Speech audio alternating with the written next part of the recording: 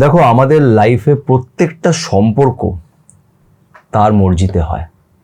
প্রত্যেকটা সম্পর্কই ডেস্টাইন, এবং এটা বলাও হয় যে তুমি ধরো রাস্তায় হাঁটছো, তোমার কারোর সাথে জাস্ট চোখাচোখি হলো, সে মানুষটা তোমাকে ক্রস করে চলে গেল, এই মানুষটার সাথে তোমার চোখাচোখিটাও ডেস্টাইন, এবং এটা হতেও পারে যে এই মানুষটার সাথে তুমি তার আগের জন্মেও দেখা করেছিলে। অনেক সম্পর্ক এরকমও দেখা যায় যে দুটো মানুষ একে অপরকে ক্রস করেছিল, তখন তারা একে অপরকে চিনতো না, অনেক বছর পর তাদের সম্পর্ক হয়েছে, তখন তারা জানতে পারলো যে আরে আমি তো এই বাড়ির নিচ দিয়েই রোজ যেতাম, তোমাকে এর আগে দেখেছি। এইগুলো প্রত্যেকটা জিনিস ডেস্টাইন থাকে। কিন্তু কিছু রিলেশনশিপ এমনও আছে যেটার কোনো বড় উদ্দেশ্য হয়। এই দুটো মানুষকে একে অপরের সামনে আনা হয়েছে বিকজ তাদের একটা বড় উদ্দেশ্য আছে, যেটা তাদের একসাথে মিলে করতে হবে। এই দুটো সোলের একটা উদ্দেশ্য আছে। আজকে আমি এমন 3টে সাইন বলবো, সেটা যদি তোমাদের রিলেশনশিপের সাথে ম্যাচ করে যায় তাহলে বুঝে নিও যে এই মানুষটা তোমার জীবন থেকে যাবে না, এবং কিছু বড় উদ্দেশ্য আছে, তোমাদের দেখা করবার একটা উদ্দেশ্য আছে। তাই আজকের এই ভিডিওটা পারলে শেষ অবধি দেখো, হয়তো কিছু কনফিউশন দূর হয়ে যেতে পারে, কিছু প্রশ্নের উত্তর আজকের এই ভিডিওর মাধ্যমে পেয়ে যেতে পারো। তো চলো আর সময় নষ্ট না করে আজকের এই ভিডিওটা শুরু করা যাক। দেখো, হঠাৎ করেই আমাদের লাইফ একটা এমন সম্পর্ক আসে যেই সম্পর্কের জন্য আমরা কখনোই প্রিপেয়ার্ড থাকি না, বা কখনো আমরা ভাবিও নি, কল্পনাও করিনি, আশাও করিনি, এবং এমন কোনো ইচ্ছেও রাখিনি যে এরকম একটা মানুষ আমাদের জীবনে আসুক। কিন্তু সেই মানুষটা হঠাৎ করে আসে। বিকজ আমি একটা কথা খুব ডিপলি আমি রিয়েলাইজ করেছি যে আমরা একরকমভাবে এই পৃথিবীটাকে চালাই। আমরা একটা সমাজে থাকি, সেই সমাজে অনেক নিয়ম কানুন যেটা মানুষরাই বানিয়েছে। তো আমরা সেই নিয়ম কানুন মেনে আমরা চলি। কিন্তু আমরা যাই নিয়ম কানুন মেনে চলি না কেন, আমাদের ওই যে উপরে যিনি বসে আছেন, উনি আমাদের এই পৃথিবীতে এনেছেন, উনি এই পৃথিবীর সৃষ্টি করেছেন। কোনো কারণে আমরা এই পৃথিবীতে জন্মেছি। কিভাবে জন্মেছি, কি কারণ হতে পারে, কিভাবে আমাদের বডিটা এত সুন্দরভাবে ডিজাইনড, যদি খুব ভালো করে দেখো তাহলে বুঝতে পারবে যে আমাদের বডিটাকে কেউ সুন্দর করে এঁকেছে।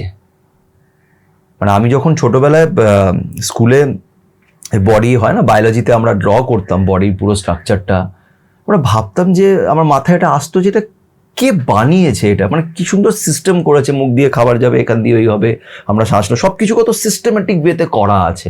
এটার পিছনে নিশ্চয়ই কারোর বুদ্ধি তো আছেই, আর সেটা সে। তো উনি আমাদের বানিয়েছেন, ওনার একটা আলাদা নিয়ম আছে যেটা আমরা কেউ জানি না, বড় বড় সাধুরাও হয়তো জানে না। আমরা সবাই অ্যাজিউম করি যে এটা হতে পারে, ওটা হতে পারে, কিন্তু এটাও ঠিক যে হবে ওটাই যেটা উনি চাইবেন।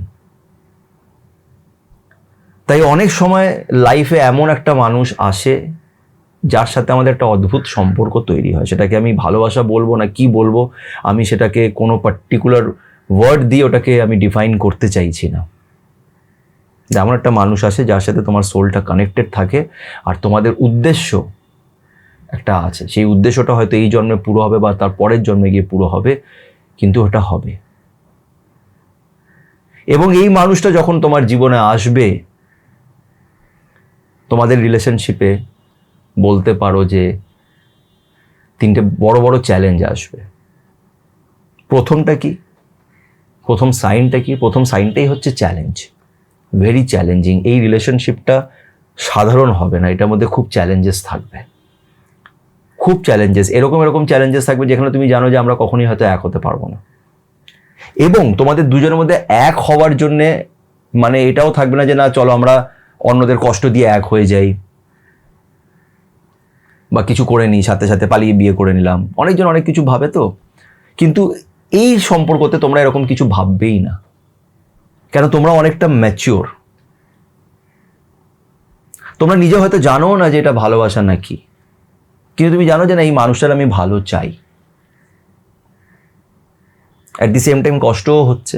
অনেক সময় হয়তো ভাবছো যে হয়তো আমরা যদি কোনো অন্য জায়গায়, অন্য পরিস্থিতিতে, অন্য সময় দেখা করতাম, তাহলে হয়তো আজকে আমরা এক হতাম। তোমাদের ঈশ্বরই দেখা করিয়েছে।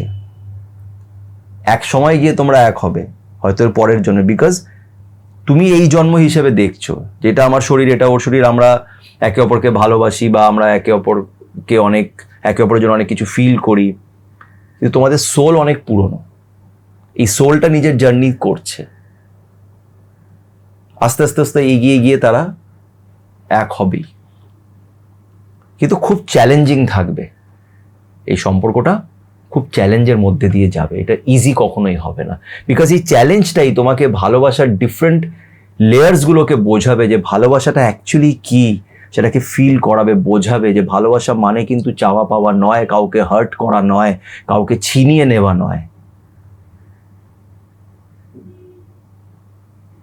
যদি সত্যি ভালোবাসো, তাহলে সেই মানুষটার ভালো চাইতে হবে, তার সাথে থাকতে হবে। আর এটা বলে হয় না, এটা নিজের থেকেই হয়ে যায়।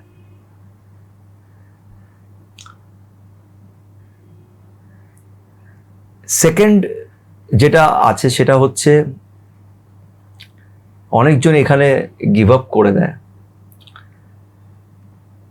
সেটা হচ্ছে অপেক্ষা।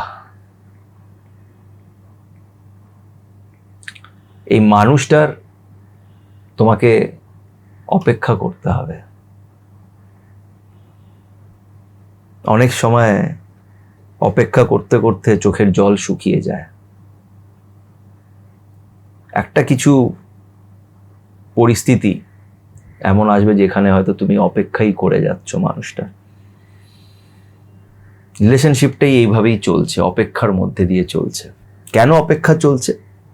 এখান থেকেই আসে 3 নম্বর সাইনটা, যেটা তোমাদের এই সম্পর্কতে হবে, হয়তো হয়েছে, তাই জন্যই হয়তো এই ভিডিওটা দেখছো। আর সেটা হচ্ছে সেপারেশন। সেপারেশন, তোমাদের এই সম্পর্কতে সেপারেশন আসবে বা আসছে। দূরে তোমরা যাবে, বিকজ দূরে গেলেই তোমরা একে অপরের ভ্যালুটা বুঝতে পারবে, তোমাদের মধ্যে একটা স্পিরিচুয়াল ব্যাপারগুলো জাগবে। স্পিরিচুয়ালিটি মানে ঈশ্বরের পুজো আচরা করা, পুজো পাঠ করাটা, উপোস রাখা, এইগুলো নয়। স্পিরিচুয়ালিটি মানে মানুষের ভ্যালু বোঝা, নিজের লাইফটাকে ট্রান্সফর্ম করা in a positive way, positive অ্যাঙ্গেলসগুলোকে দেখা, ঈশ্বরের প্রতি গ্রেটফুল থাকা। এই জন্যে গ্রেটফুল থাকা যে আমি একটা এমন মানুষকে পেয়েছি যাকে আমি সত্যি ভালোবাসতে পেরেছি, তার ভালোটা চেয়েছি, মন থেকে তার ভালোটা আমরা চাই। আমরা কত মানুষের জন্য মন থেকে ভাবি, সবার জন্য আমাদের মন থেকে ফিলিং আসে না। অনেকজনের জন্য আমরা করি বিকজ আমি জানি যে না, এটা করতে হবে, ও আমার বন্ধু, আমাকে তার পাশে দাঁড়াতে হবে। কিন্তু অনেকজনের পাশে আমরা মন থেকে দাঁড়াই। এই সম্পর্ক তোমাকে ভালোবাসার মানেটা বোঝাবে, আর তার জন্য সেপারেশনটা খুব দরকার। তোমাদের মধ্যে এই আপ ডাউনটা চলবে। সেপারেট হয়ে গেছো 1 মাস, 2 মাস, 1 বছর, কিন্তু ভালোবাসাটা মনের ভেতরেই রয়ে গেছে, ভুলতে আর পারোনি, ভোলার চেষ্টাও করোনি, অপেক্ষা করে চলেছো। এই অপেক্ষা আর এই সেপারেশন, এটা একে অপরকে একসাথে নিয়ে এপিট ওপিট, একটা কয়েনের হেড অ্যান্ড টেল, এইভাবে জিনিসটা চলতে থাকে। আর যেহেতু অপেক্ষা আর সেপারেশন আছে, তো বেসিক্যালি এটা একটা চ্যালেঞ্জ। তাই এই 3টে পয়েন্ট লিঙ্ক আপ, একসাথে লিঙ্কড। আরও একটা পয়েন্ট বলে দিচ্ছি, 3টে পয়েন্ট বলেছিলাম, বাট আরেকটা জিনিস বলে দিচ্ছি, এটা পয়েন্ট ঠিক বলবো না, কিন্তু পেশেন্স রাখতে হবে, ধৈর্য রাখতে হবে। ধৈর্য রাখতে হবে, তার উপরে বিশ্বাস রাখতে হবে, মনে রাখতে হবে যে এই সম্পর্কগুলো আমাদের হাতে থাকে না। আমরা একটা সম্পর্ককে কন্ট্রোল করার চেষ্টা করি, জোর করার চেষ্টা করি, জেদ করি, ইগো রাখি, অনেক সময় আমরা খুব অবসেসড হয়ে যাই। কিন্তু বুঝতে হবে এই সম্পর্ক, কোনো সম্পর্কই আমাদের হাতে নেই। আমরা নিজের মর্জিতে আসিনি এই পৃথিবীতে, বা এসে আমরা নিজের মা বাবা চুজ করিনি যে ওকে নিজে মা করবো, ওকে বাবা করবো, ওকে ভাই করবো। এগুলো আমরা কিছুই চুজ করিনি। কোন বন্ধুটা আমার জীবনে আসবে, কালকে কার সাথে আমার দেখা হবে যে আমার সারা জীবন বন্ধু থাকবে, এগুলো আমরা কিছুই প্ল্যান করিনি। যখন প্ল্যানটাই আমরা করিনি, যখন আমাদের মর্জিতে হয়ইনি, তাহলে আমাদের মর্জিতে থাকবেও না।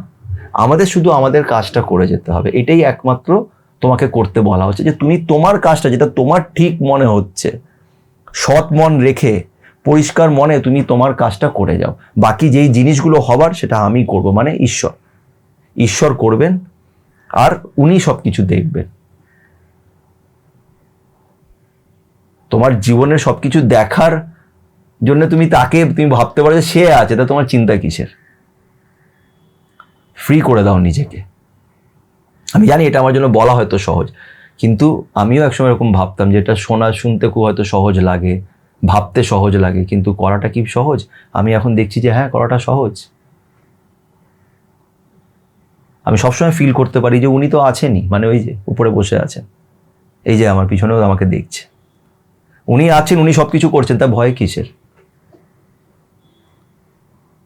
যেটা ঠিক মনে হয়, তোমার ঠিকটা তুমি জানো, তোমার সত্যিটা তুমি জানো, তোমাকে কাউকে প্রমাণ করতে হবে না। তুমি তোমার মতন করে এগিয়ে যাও।